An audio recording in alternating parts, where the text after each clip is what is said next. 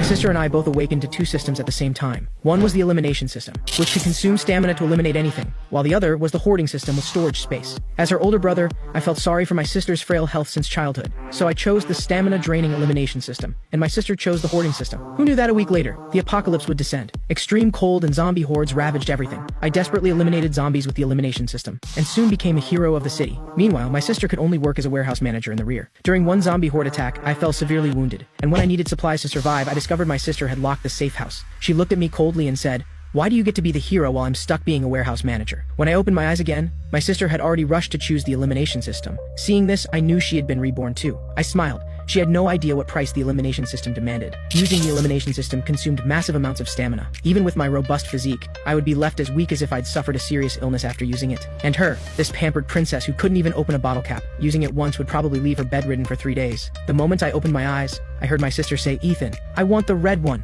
Like a child afraid of having her toy stolen, she quickly reached for the elimination system on the right. The instant her fingers touched the red icon, an ecstatic smile spread across her face. In this life, it's my turn to be the hero everyone admires. Then she looked back at me with eyes full of smugness and contempt. "Foolish brother, you don't know yet, do you? I've taken the strongest ability. In this life, you'll be the one begging me." I leisurely walked toward the abandoned hoarding system. "Chloe, are you sure you want that one? It looks like a combat type. Very tough work." Having obtained what she thought was a divine ability, Chloe was inflated with ego. She flipped her hair and said with feigned maturity, "Ethan, I've thought it through. You've protected me all my life, so this time let me protect you. I'll handle all the fighting and dirty work. That golden one is probably just storage space, perfect for someone meticulous like you. You can handle logistics? Protect me?" I sneered inwardly. She wants to turn me into her tool too.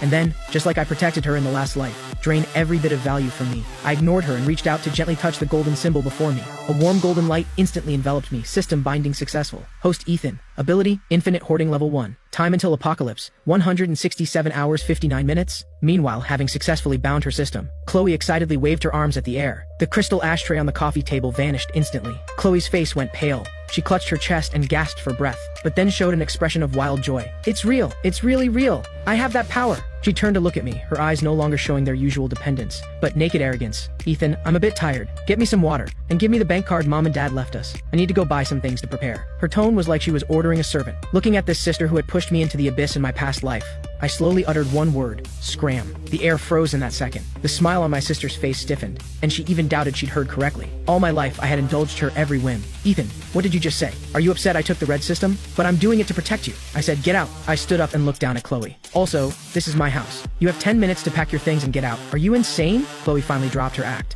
"I've awakened the strongest ability. Do you know what that means? The apocalypse is coming. Only I can protect you. If you offend me now, I won't help you even when you beg." She was too confident, thinking I would still grovel before her like in the last life. I smiled and stepped closer to Chloe, backing her into a corner. "The strongest ability?" I suddenly punched the wall next to her ear. With a loud bang, Chloe screamed and crouched down, covering her head. "Your so-called ability, is it just making your few shabby clothes disappear? Did you forget that your ability can only eliminate, not create food? In 7 days, the temperature will drop to minus 60 degrees. Without food or clothing, even if you can eliminate an entire building, you'll freeze and starve to death." Chloe's body trembled. She had indeed overlooked this problem, but she quickly stiffened her neck and shouted, "So what? I can take by force. Whoever refuses to give me supplies, I'll make them disappear. As for you, what use is guarding a broken warehouse? You'll still have to rely on me. Is that so? Then good luck to you." I was too lazy to waste more words on her. I walked to the door and yanked it open. "Now, immediately get out, or I'll have security drag you out. Don't forget, this is still a society of law. I can call the police for trespassing." Chloe looked at my resolute back, shock flashing across her face. "Fine. Very well, since you're so heartless. Don't blame me for being ruthless. When the apocalypse comes, I'll watch you beg me with your pile of junk. Ethan, don't regret this." Chloe rushed into the room and haphazardly stuffed some clothes and jewelry into a suitcase, then dragged the luggage out the door in a fury. Before leaving, she glared at me viciously. "In this life, I'll make you die like a dog before my eyes." The door slammed shut. I leaned against it and let out a long breath. Step 1. Severed ties complete. Without this ungrateful wretch ready to backstab me at any moment, I could finally go all out. Then I took out my phone and checked the time. January 15th, 2026, 10 a.m. Exactly 7 days until the apocalypse. I listed the house I owned, worth about $8 million, online at a 20% discount. Combined with the inheritance from our parents, that made about $11 million. To build a doomsday fortress that could withstand minus 70-degree cold and zombie hordes, plus stockpile enough supplies for several lifetimes, this money wasn't even close to enough. Then I called the bank and mortgaged my company shares in current house. I also made calls to several private lenders, and maxed out all major online loan platforms and credit cards. Like a crazed gambler, in just one afternoon, I had $16 million in liquid funds. That should be enough. Looking at that dizzying string of numbers in my bank account, I felt no excitement, only urgency. Money was just waste paper. Only supplies could save lives. I drove the SUV I hadn't sold yet straight to the suburbs. My target was clear, the abandoned cold chain logistics park in the western suburbs. It used to be the city's largest cold storage facility, later abandoned when the owner embezzled funds and fled. The location was remote, with open terrain all around. Easy to defend, hard to attack. In my past life, it was occupied by a gang and became one of the largest survivor bases. In this life, it would be mine. I found the old man watching over the site and slapped down $20,000 in cash, telling him I wanted to rent it. For setting up a horror escape room for half a month, no contract, just the keys. Looking at the thick stack of bills, the old man smiled so wide his dentures nearly fell out, and handed over the keys without a second word. The moment I got the keys, I locked the main gate and walked into the massive underground cold storage. Though abandoned for 2 years, being 10 meters underground kept it cold and damp. About 3,000 square meters with an 8-meter ceiling. System, scan current space, I commanded mentally. Scan complete. Semi-enclosed underground space detected. Meets safe house renovation requirements. Activate space anchoring. Once anchored, this space will serve as a material transfer station in the real world. You can teleport external materials directly here, at will, and release materials from system space here. Anchor. Location secured. Next, to fill it, I drove straight to the city's largest agricultural wholesale market and went on a shopping spree. My frenzied purchasing caused a sensation throughout the wholesale market. A mysterious young man buying wholesale like he was hoarding for doomsday even caught the attention of market management. But I had my story ready. I told them. This was annual supply stockpiling for several large mines in remote mountain areas, and with the mountains about to be sealed off, everything had to be ready in the next few days. In this age where money paves the way, as long as the money was right, no matter how ridiculous the excuse, someone would help you make it work. As night fell, the first batch of heavy trucks loaded with supplies rolled into the abandoned western suburbs factory. After all the workers unloaded and left, I locked the iron gate again. The vast cold storage was filled with supplies piled like small mountains. I walked to the mountain of rice piled 5 meters high, raised my hand, and placed my palm on the bottom bag store. Instantly, the 50 tons of rice vanished into thin air. I closed my eyes and entered the system space with my consciousness. In that infinite white space, 50 tons of rice floated quietly in midair, maintaining the stacked shape from before. Here, time stood still. Even after 100 years, this rice would cook up as fresh as ever. Awesome! This feeling of having everything in my grasp, controlling it all, was intoxicating. But this was just the beginning. In minus 60-degree cold, without a heat source, this food would be frozen solid as rocks. I contacted friends to buy 10,000 tons of smokeless coal and diesel, along with solar panels and generators. With 7 days left, I needed not only to stockpile enough food for 10 lifetimes in this cold storage, but also transform it into a climate-controlled fortress that even a nuclear bomb couldn't breach. Just then, my phone buzzed with a message from Chloe. It was a photo of her and her senior Ryan sitting in an upscale French restaurant. Poor brother. After being kicked out, are you eating instant noodles now? Ryan and I are celebrating our new life. If you kneel and beg me now, I might consider sharing a piece of bread with you. I looked at the screen, a mocking smile on my lips. Eat up. Eat plenty. This is the last meal you'll ever have that could be called human food. I casually replied with 2 words, dress warm. Then I blocked her and shut off my phone. I stood on the second floor suspended iron walkway, watching dozens of workers bustle like ants in the belly of this steel beast. Boss, aren't your requirements a bit too much? The speaker was Blake, the city's most resourceful contractor, who now looked constipated, staring at the densely detailed blueprint in his hands. 50-centimeter thick aerospace-grade aerogel insulation throughout, lined with 2 layers of 20-millimeter bulletproof steel plates, and you want all ventilation sealed off except for 2 air intakes with NBC filtration systems. Blake wiped the sweat from his forehead. Brother, this isn't going to be cheap. The money's already in your account. $5 million advance. I need it done in 3 days. All materials must be in stock, and if not, strip them from other construction sites. I'll pay triple the difference. I turned and locked eyes with Blake. Only one rule. Don't ask why. Don't take photos. Don't post on social media. Another $2 million is hush money when you're done. Blake's Adam's apple bobbed violently. $7 million, equivalent to 2 years of his usual profits. You got it, boss. You're like my father. Since you're so generous, let me tell you, if I don't deliver in 3 days, you can twist my head off and use it as a soccer ball. Watching Blake's pumped-up figure walk away, I felt nothing. What I was building wasn't just a shelter, but an ecosystem independent of the apocalypse. I walked to the corner of the factory where a batch of special cargo had just been delivered. The huge wooden crates were pried open, revealing the dark metallic luster inside. These weren't ordinary steel materials, but high-voltage electric fence generators and military-grade blast-proof glass obtained through special channels. In the early apocalypse, the most terrifying thing wasn't zombies but human nature. When hunger and cold turned people into beasts, ordinary roll-up doors were as fragile as paper before mobs. System, store all these building materials and adjust their positions according to the blueprint. During the workers' dinner break, I lightly touched the heavy blast-proof glass, and dozens of tons of materials vanished instantly. Then under the system's precise control, seamlessly embedded themselves into the skylight positions at the top of the factory. As the last construction vehicle drove away, the massive iron gate slowly closed. Standing in the center of the steel fortress that was completely mine, looking at the room full of supplies piled like mountains, not enough. Far from enough. I checked my phone balance. Less than 500,000 left. My purchasing power through legitimate channels was exhausted. Next came the night of $0 shopping. 2 a.m. at the East Harbor Bonded Logistics Center. This was the city's largest import-export distribution hub, with tens of thousands of shipping containers stacked like building blocks at the docks, filled with premium goods from around the world. That night, I practically emptied half the bonded zone's high-value warehouses, until a slight stabbing pain in my brain warned me of mental energy overuse. I reluctantly stopped. Just as I was about to leave, a sudden roar of engines shattered the night silence. Several black modified SUVs roared into the port, stopping in front of a concealed warehouse not far away. The car doors opened, and a dozen tattooed thugs got out. A bald man in the lead was loudly berating his subordinates. "Move the stuff, hurry up. Dragon said the shipment must be moved tonight." The authorities had been watching closely. The boxes they were moving bore prominent hazardous material warnings. I narrowed my eyes and activated the system's long-range scanning. Scan results: TNT explosives, detonators, industrial nitric acid, munitions. My heart skipped a beat. This was a smuggling point for the Black Shark Gang, the largest local criminal organization. Looking at that TNT that could not only blow up zombies but breach any defensive fortification, I licked my lips. This is a gift delivered right to my door. With these explosives, I'll have my final trump card. Since I'd stumbled upon it, I wouldn't be polite. I quietly used the system space's properties to circle to the back of the warehouse, and placed my hand on the thin color steel plate wall. This distance was perfectly within the system's collection range. System, lock onto all explosives inside the warehouse and collect them all. The thugs moving cargo inside only saw a flash, and the heavy boxes in their hands suddenly vanished. The air suddenly went silent.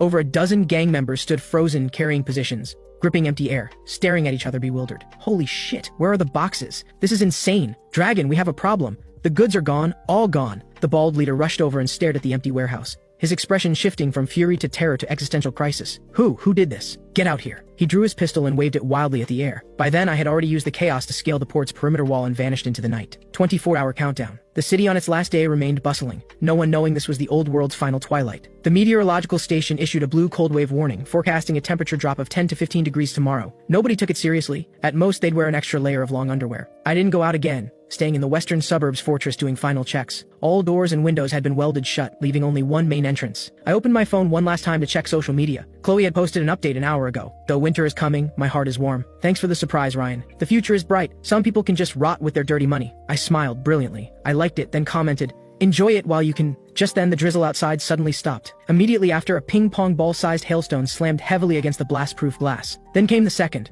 the third. Hail poured down like bullets. Following that came howling winds, and temperatures plummeted. An emergency news alert popped up on my phone screen. Breaking news! Due to a superpolar vortex, global temperatures will plunge 50 degrees in the next 3 hours. All citizens return home immediately. Immediately. This is not a drill. The apocalypse had arrived. In just 10 minutes, the world outside changed color. The road surface froze over with thick black ice in an incredibly short time. A dozen cars collided, instantly bursting into flames. But before the flames could spread, the extreme cold suppressed them, freezing them in an eerie state. People inside the cars tried desperately to push open the doors, but they were frozen shut. Someone smashed a car window and climbed out, but the moment they touched the outside air, it was like all their heat was drained. Their movements instantly stiffened, their terrified expression frozen on their face, turning into a lifelike ice sculpture. The indoor thermometer showed the outside temperature had dropped below minus 30 degrees and was still falling at 1 degree per minute. Inside the safe house, the temperature held steady at 24 degrees. I took off my jacket, wearing only a thin t-shirt, and popped a perfectly seared piece of Wagyu into my mouth. Comfortable. Meanwhile, in a high-end apartment downtown, Chloe wrapped herself in her newly bought cashmere blanket, still shivering uncontrollably. Just now, the entire complex's heating system had collapsed due to burst pipes, and the temperature inside had dropped to minus 5 degrees. Though not yet fatal, for the pampered Chloe, this was already hell. "Ryan, think of something. We're going to freeze to death." She pushed Ryan beside her. Ryan was also freezing badly, frantically layering all his clothes on.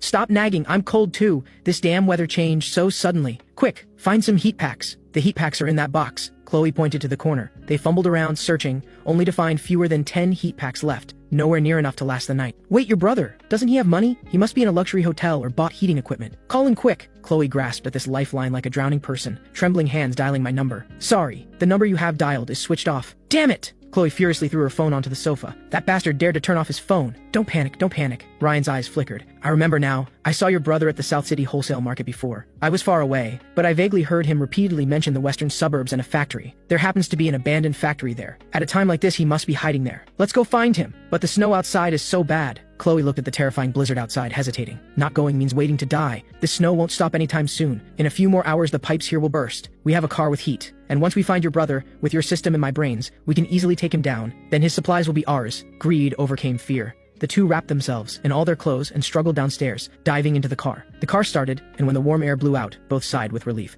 "Let's go to the western suburbs!" A vicious gleam flashed in Chloe's eyes. "When we see Ethan, I'll make him kneel in the snow and apologize, beg me to forgive his earlier rudeness." Meanwhile, in the western suburbs, I was staring at a corner of the surveillance screen. There, several stray dogs were huddled together, shivering. Suddenly, one dog's body convulsed violently, its eyes instantly bloodshot, turning crimson red. A piercing, inhuman shriek echoed across the wasteland, and that mutated zombie dog viciously lunged at its companions, blood spraying onto the snow, instantly freezing into red ice crystals. This isn't an ordinary virus, it's the extreme cold zombie virus. They're not afraid of the cold. The colder it gets, the more excited they become. I put down my chopsticks, finally here. I stood up and walked to the control panel and pressed the red button. Level 1 alert. Defense mode activated. The high-voltage electric fence of the first perimeter defense line instantly powered on, blue arcs crackling in the blizzard. I raised my wine glass and toasted to the blizzard on the surveillance screen. "Welcome to hell, my guests." The blizzard in the western suburbs had evolved into a white catastrophe, with visibility under 5 meters. A white BMW X5, like a drunk, crawled with difficulty along the road where snow was already half a meter deep. "Why aren't we there yet? Didn't you say it was only 20 kilometers? Chloe sat in the passenger seat, wrapped in 2 down comforters. Still so cold her teeth chattered violently.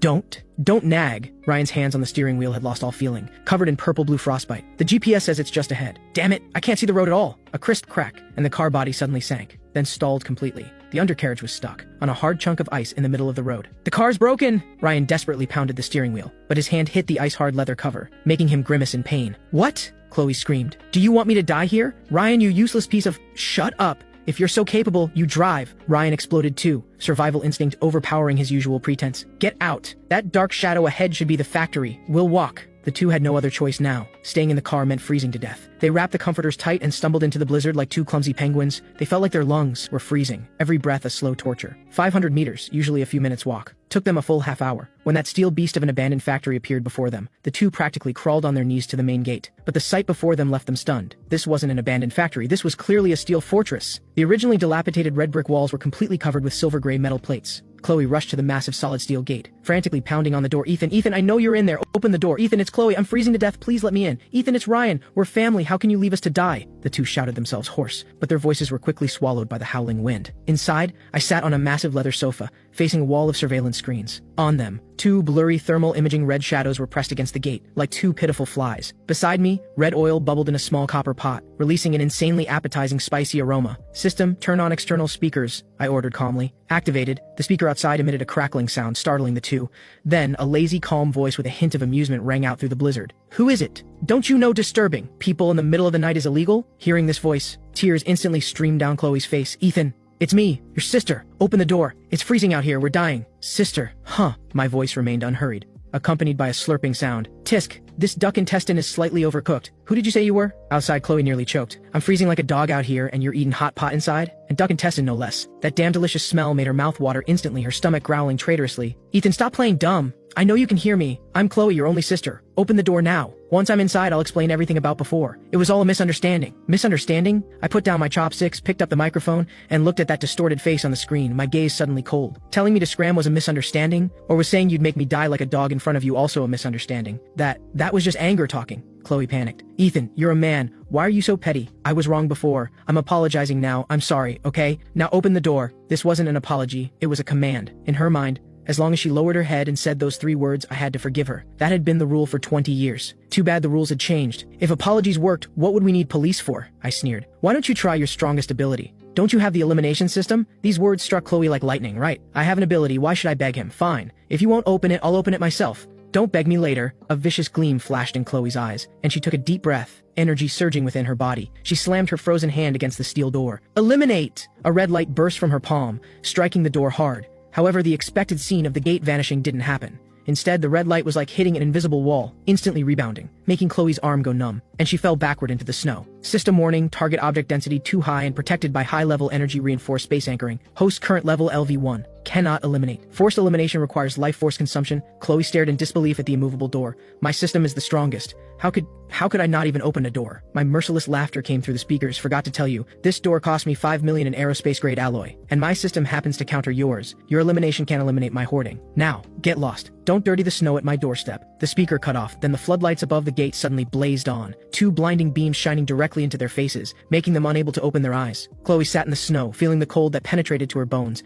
staring at that door that would never open, experiencing for the first time what true despair felt like. Half an hour passed. Chloe and Ryan hadn't left. Because the car was broken, they could only huddle in a wind-sheltered alcove by the factory gate. What do we do? I can't feel my feet. Chloe's lips had turned dark purple, her eyelashes covered in ice crystals. Ryan was even worse off. He'd given Chloe one of his few pieces of clothing, and now his whole body shook violently, his eyes beginning to glaze over. Don't sleep. If you sleep, you won't wake up. Just then, from above, an aroma so rich it could make your soul leave your body wafted out. The two laboriously lifted their heads. Want some? I stood on the second-floor terrace, holding the unfinished bowl of hot pot. Ethan, please, just give me a sip, just one sip of hot soup. Ryan finally broke down, kneeling in the snow and kowtowing frantically upward. I even taught you basketball before. For old time's sake, save me. I chuckled and casually picked up a piece of freshly cooked fatty beef. When you locked me outside, before, did you talk about old times then? I released my hand, and that piece of steaming, oil-dripping beef fell in front of the two, into the dirty snow.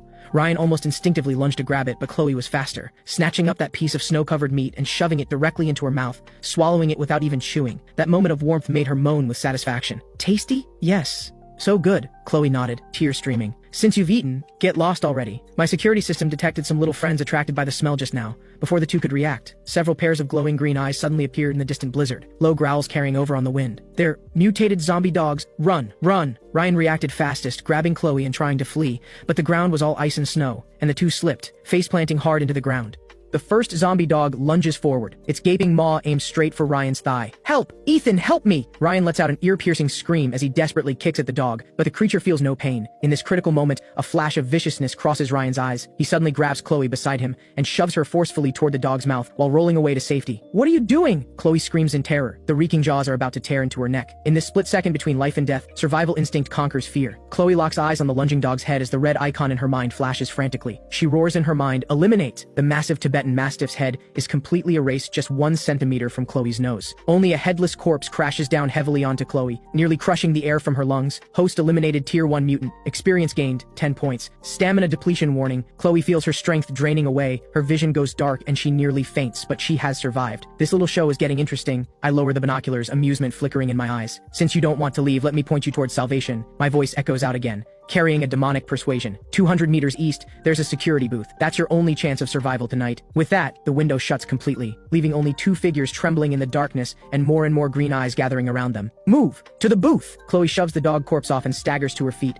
She doesn't even glance at Ryan. She remembers that shove. In the final second before the zombie hounds close in, both of them scramble desperately toward the dilapidated security booth. The booth is tiny and drafty. They barely manage to block the windows with discarded planks and old newspapers. Chloe, are you okay? Ryan edges closer, trying to take her hand with a flattering smile. Just now, I was trying to push the dog away, not you. Don't misunderstand. After that ordeal, her innocent facade finally cracks, revealing the selfish, cold nature beneath. Don't think I don't know what's in your head. Ryan, from now on, if you dare lay another hand on me, I'll make your head disappear just like that dog's. Ryan freezes, a flash of resentment in his eyes, but he quickly masks it. He knows Chloe now wields that terrifying elimination system. Killing him would be effortless for her. He can only endure. Meanwhile, in the safe house, I hold a tablet in my hands. Though the public network is down, my military-grade satellite receiver still picks up global signals. News from around the world scrolls across the screen. Emergency announcement for the eastern region. The government has activated the highest-level emergency protocol. Official shelters nationwide are now open. Survivors, please proceed to the nearest location. City shelter location. East District Sports Center. Shelter 7. I stare at those coordinates. In my past life, that place was indeed the largest official stronghold in the early days. But precisely because there were too many people, supplies depleted rapidly, and with chaotic management, within a month the infamous granary riot broke out, killing tens of thousands. Looks like history's trajectory hasn't changed. I close the news and open the system interface. Current stockpile, 32,000 tons. System level LV1. Experience, 0%. Upgrade requirement, collect 10 Tier 1 zombie cores. Cores. In my past life, people didn't discover until the 3rd month of the apocalypse that the cores in zombie brains could be used to enhance abilities. But I know now. That fool Chloe was too busy killing the dog to save herself, leaving the most precious spoils of war in the snow. Those are my experience points. Can't let them go to waste. I change into a lightweight nanothermal combat suit and grab my tactical axe. I decide to head out for a stroll, to reap my first harvest on this first night of the raging blizzard, and check if those 2 rats have frozen to death yet. Wearing a fully sealed nanothermal combat suit and gripping my tactical axe,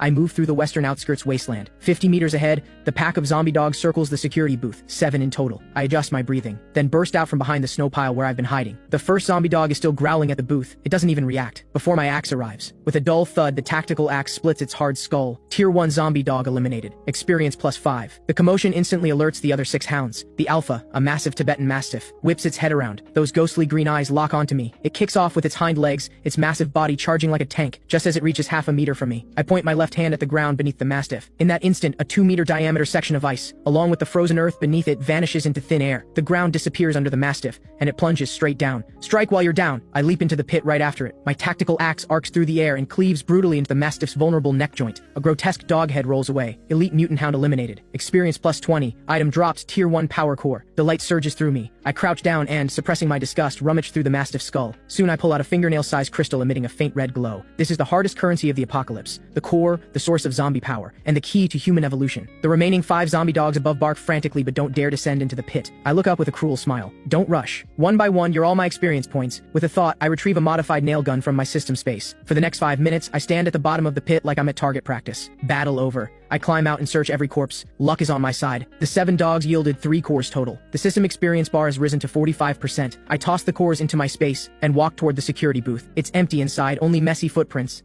and a line carved into the wall with fingernails. Ethan, you'll pay for this. Heh, quite the survivor, aren't you? I sneer dismissively. I'm not worried about what these 2 insignificant pawns can do. In this apocalypse, living is often more painful than dying. Since they've gone to the official shelter, let them enjoy their rewards there. That's the real living hell. I turn and leave, my silhouette disappearing into the blizzard. This outing confirms one thing. In this world where all rules have collapsed, as long as you're ruthless and strong enough, this place is my playground, and my next target is Central Hospital downtown. Not only zombies await there, but also the antiviral serum I desperately need. While it can't cure the zombie virus, it can treat common flu and infections, crucial in the early stages. Meanwhile, at the East District Sports Center, the place has been converted into a temporary shelter. Thousands of survivors crowd at the entrance. Cries, curses, and pleas for help blend into chaos. Armed soldiers maintain order with tense expressions. Don't push. Form a line. Temperature check required. Anyone with wounds, immediate isolation. Supplies are limited. 1 bowl of porridge per person per day. Want more? Join the search and rescue team. Chloe and Ryan blend into the crowd, utterly disheveled. Halt! What do you think you're doing? A soldier blocks the 2 trying to cut in line. I'm an awakened! Chloe clutches at this lifeline, frantically waving her hands and shouting, I have powers! I'm special. Let me in. I need to see your commander. Awakened? The soldier pauses. Though orders came down to identify those with special abilities, too many imposters have shown up these past few days. Prove it, the soldier says coldly. Chloe takes a deep breath, fighting through the exhaustion and hunger-induced dizziness. She extends her hand toward a massive concrete barrier by the roadside. Eliminate! A red flash, and the several hundred-pound barrier vanishes instantly into thin air, as if it never existed. The surrounding crowd falls silent. The soldier's pupils contract sharply as he immediately grabs his radio. Awakened spotted at entrance D, spatial type, no, elimination type, requesting orders. 5 minutes later, Chloe and Ryan are escorted into a warm office. Behind the desk sits a middle-aged man in a military coat. He sizes up Chloe. So your ability is elimination? How large can you eliminate? Can you eliminate living people? Anything within a 2-meter diameter? Chloe, finally feeling warmth, speaks a bit more coherently. Living people too. Just now on the way here, I killed a mutated Tibetan Mastiff. The commander laughs. The expression of someone who just heard a joke. Little girl, you kill 1 dog and think you're invincible? He stands and walks to the window, pointing at the dense zombie horde outside. There are tens of thousands of zombies now. Your ability that exhausts you after a few uses is worth nothing on the battlefield. Chloe's face instantly stiffens. However, the commander's tone shifts as his gaze falls on the snow-covered runway outside. Your ability has a more suitable purpose. The blizzard has blocked the roads. Supply trucks can't get through. The airstrip is buried in snow. We need to clear a lifeline. Snow removal? Chloe feels utterly humiliated. I'm supposed to be the protagonist with a cheat system, destined to become the queen of the apocalypse, and you want me to be a janitor? I refuse. I'm an awakened. How dare you humiliate me like this? Refuse? The commander's smile vanishes instantly. No work means no food here. Even the awakened work for what they get. Fine. Choose not to work. Then get out and go back to the blizzard. He waves his hand. 2 soldiers beside him immediately step forward, their gun barrels rising slightly. Ryan's legs go weak with fear. He quickly grabs Chloe's sleeve, frantically signaling with his eyes. Chloe, don't be rash. Stay alive first. We'll figure it out later. Chloe stares at those dark gun barrels, then thinks of the hellish cold outside. Her pride shatters. I'll do it. She grits her teeth and lowers her head in humiliation. Half an hour later, Chloe is assigned to the Special Clearance Unit, number 098. Her job is simple. Stand in front of construction vehicles and continuously use her ability on the snow and debris ahead. Eliminate sections of snow walls. When one section disappears, the convoy advances. Each time she uses her power, her body feels completely drained. Faster! What's the holdup? The convoy behind is waiting. The supervisor bellows through a megaphone. Ryan, having no abilities, is assigned to the lowest tier transport team. His task is to carry those who froze or were bitten to the incineration pits. The stench there could knock someone out, plus there's constant risk of infection. But to survive, to get that half-moldy bun, he can only endure. Late at night, both collapse on the communal sleeping platform in the gymnasium. Hundreds of people are crammed here. The stench of sweat and feet mingles together. Chloe stares at her swollen, festering hands, tears streaming down uncontrollably. It wasn't supposed to be like this. She thinks of Ethan, of that warm fireplace. Ethan, you must be so pleased with yourself right now. Chloe grips the filthy blanket tightly, her nails digging into her palm. At this moment, The plaza in front of Central Hospital is packed with frozen zombies. These creatures aren't dead. The moment they sense a living person's body heat, they'll awaken instantly. System, activate stealth field. I expend a small amount of energy to form a thermal insulation layer around my body. Using my grappling hook, I climb directly to the third floor window. The third floor houses the pharmacy. There are fewer zombies here. After dispatching a few wandering nurse zombies, I walk to the shelves. My hand sweeps across,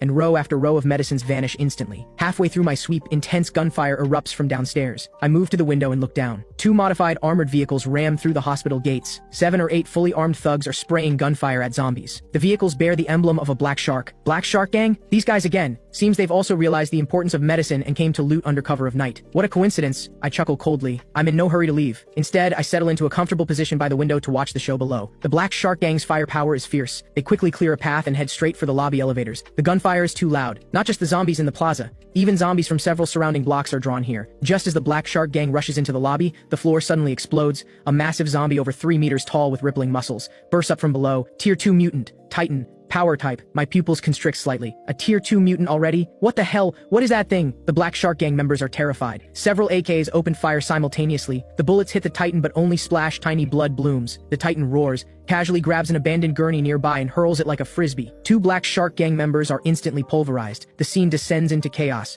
Perfect timing. My eyes light up. That's a tier 2 power core from a Titan. It'll let me level up directly and likely unlock a new skill. I wait patiently for the Black Shark Gang to wear down the Titan's stamina. 5 minutes later, the lobby falls silent. All 7 Black Shark Gang members are corpses. The Titan is also heavily wounded, wheezing heavily. It crouches on the ground, devouring corpses to recover. Now's my chance! Like a hawk, I leap from the 3rd floor. Mid-air, I retrieve a bundle of TNT from my system space. I light the fuse. Here's a present for you. The Titan opens its maw, instinctively thinking it's food, and chomps down. I roll as I land, taking cover behind a support column. A violent explosion shakes the entire building. When the smoke clears, everything above the Titan's neck has completely vanished, leaving only a massive headless corpse. I walk over and rummage through the pile of shredded flesh. Finally, I find a walnut-sized core. Tier 2 power core obtained. High-purity energy source detected. Absorb and upgrade immediately? Yes. The core in my hand instantly transforms into a warm current flowing into my palm. I feel every bone in my body crackling. Power surges through me wildly. System upgrade successful. Current level LV2. New function unlocked. Spatial rift blade. Consumes mental energy to create a 1-meter spatial rift in reality.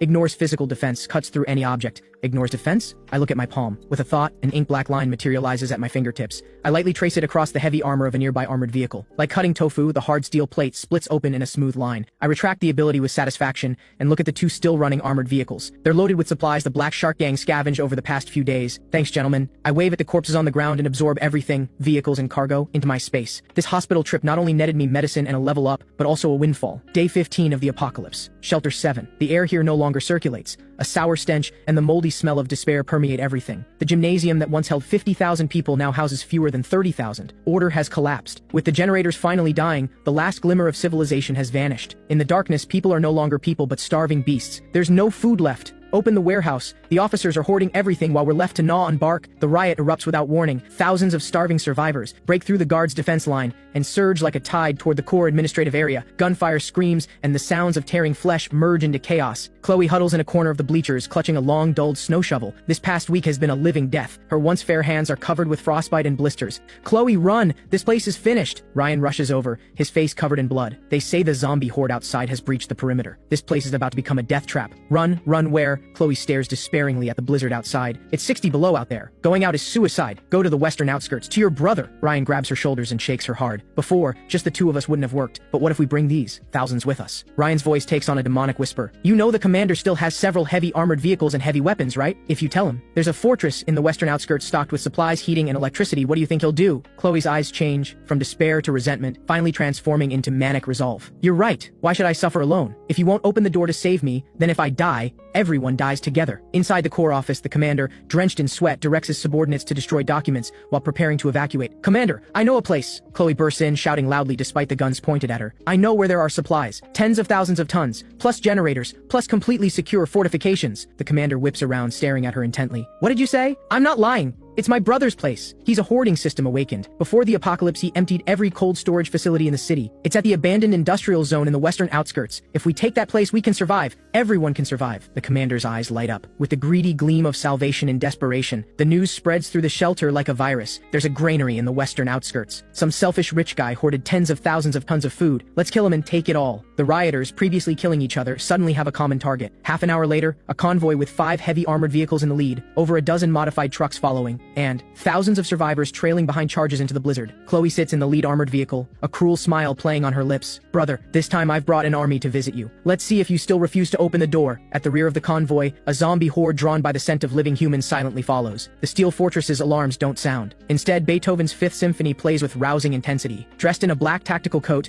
I stand before the bulletproof floor-to-ceiling window on the second floor, a glass of red wine in my hand. I watch the writhing column moving through the snow in the distance. Finally, looking at the densely packed red dots on the surveillance screens, I smile. The system interface pops up a warning, large-scale hostile targets detected approaching. How flattering. I take a small sip of wine. I'm not worried in the slightest. If anything, I'm excited. These past few days at home, I've been bored enough to rust. Apart from upgrading abilities and watching old movies, dancing on a razor's edge is the apocalypse's greatest thrill. The convoy stops 500 meters from the industrial zone. The commander's voice booms through a megaphone. Ethan inside, listen carefully. We are the official search and rescue team from Shelter 7. We are now lawfully requisitioning your supplies and shelter. Disarm immediately and open the gate. I chuckle into my microphone. You mean bandits? My voice drips with undisguised mockery. The commander's face darkens. He didn't expect such stubbornness. Those who refuse mercy get none. Chloe, didn't you say you could break through? Go up there and call out. Let's see what family bonds look like. Chloe is pushed forward. She stands atop the armored vehicle with a megaphone. Ethan, you're surrounded. Look at these people. They're starving. You're hoarding all these supplies alone. Doesn't your conscience hurt? Open the door now and everyone might remember your kindness. Otherwise, when we break in, you'll be torn to pieces. Torn to pieces? I shake my head. My finger rests lightly on a red button on the console. Little sister, you're still so naive. You think bringing all these people threatens me? You're delivering experience points. Open fire. The commander loses patience. An RPG rocket whistles toward the factory gate, but just as it's about to hit, an invisible barrier flares to life. The rocket ricochets as if hitting a mirror, bizarrely reversing course and shooting straight toward a nearby truck. The truck loaded with rioters is instantly blown to scrap metal. Return fire. Shoot. Countless bullets rain down on the walls like a storm, but only sparks fly. They barely scratch the paint. I snap my fingers. My turn. Then I press the button. Defense System Sequence 2, minefield activated. The snow beneath the rioters at the front suddenly collapses. Hundreds of mines detonate in succession. The snow instantly turns crimson. Hundreds of people simply vaporize. Retreat.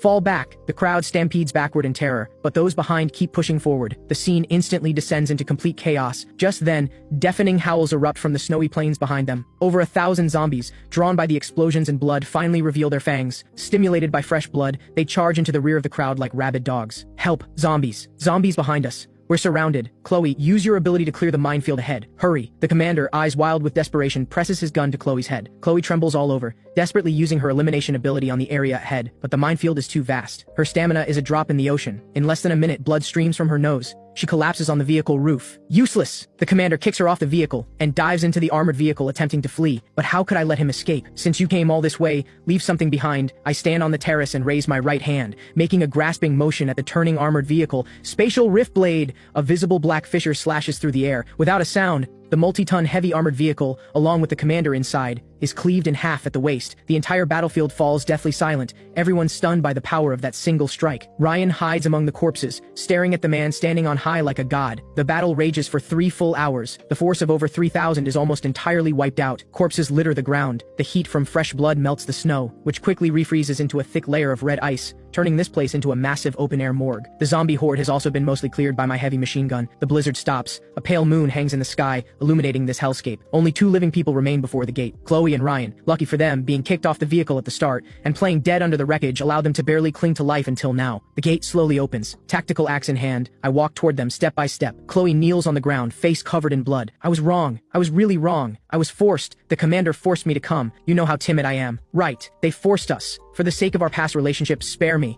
I'll serve you like a slave. I stop 2 meters in front of them. Without a word, I retrieve a table and chairs from my system space. Then I pull out a small red clay stove. I light the fire, set up the pot, pour water, add the hot pot base. Soon, the spicy aroma wafts through the air. I take out a plate of thinly sliced lamb and leisurely begin cooking it. Hungry? I pick up a piece of meat and blow on it to cool it. Chloe and Ryan's throats bob, their eyes fill with longing but even more with fear. Let me have a bite, please! Chloe begs through tears. This scene is so familiar. I place the meat in my mouth and chew slowly. In my past life, I begged you the same way. Through that door, I begged you for a sip of water, even just an expired cracker. What did you say? Chloe trembles all over, too terrified to speak. speak. You said supplies are for useful people. The useless don't deserve to waste air. I set down my chopsticks and look at them with icy eyes. Now, I return those words to you. I stand up. The tactical axe in my hand gleams coldly in the moonlight. Ryan, I call out. Ryan thinks there's hope and quickly looks up. You said you love Chloe and would die for her, right? Ryan hesitates and glances at Chloe beside him. Kill her, and I'll take you in. My voice is full of temptation. I'll even give you an enhancement serum. You can become awakened too. A dagger lands in front of Ryan. The ultimate test of humanity. No! Chloe stares at Ryan in terror, backing away. You won't! We're in love! Ryan looks at the dagger, then at the warm, brightly lit fortress behind Ethan, then at this filthy, worthless woman before him. In that moment, the mask called love completely shatters. Ryan suddenly snatches the dagger and lunges at Chloe with a twisted expression. Chloe, you heard him! If you die, I get to live. You're useless now anyway. What's wrong with dying for me? Chloe screams. Survival instinct unleashes her last reserves of strength. The dagger in Ryan's hand vanishes into thin air, but he's already on top of Chloe, both hands clamped tightly around her neck. Die! Die! Stop blocking my way! The two grapple in a pool of blood, like two beasts tearing at each other. Ugly. Utterly ugly. I watch this scene coldly, as if watching a grotesque comedy, until both are exhausted and collapse on the ground, gasping. Chloe's face is mangled from bites. Ryan has lost an eye. Magnificent. I clap slowly. But I lied to you. I walk up to them and raise my axe. My safe house never accepts garbage. Amid their desperate screams, the axe rises and falls. Blood sprays onto the white snow like a blooming plum blossom. The grudges of this life finally come to an end. Without hesitation, I turn and wave my hand. The corpses on the ground and the armored vehicle wreckage in the distance are all absorbed into the system's waste disposal. The entrance becomes spotless once more. Back inside, I walk to the massive floor-to-ceiling window. I watch the blizzard still raging outside. The world has died, but I'm still alive, and I'll live well. I take a bottle of aged whiskey from the cabinet and pour 2 glasses. One I pour on the floor, a tribute to my foolish past life self. The other I raise to the sky, toasting this cruel yet magnificent new world. Hello, Apocalypse. I am Ethan, king of this domain.